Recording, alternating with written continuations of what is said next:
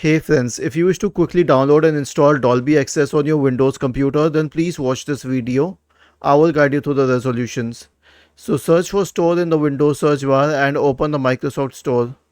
Search for Dolby in the search bar and then go to Dolby Access and then click on Open or install. Actually, the reason that we're clicking on Open is because it is already installed on the system. But if it was not, then or you would have uninstalled it, then you will have to click on install and this will open Dolby Access. Now to show it better, I'll search for Dolby in the Windows search bar and uninstall it.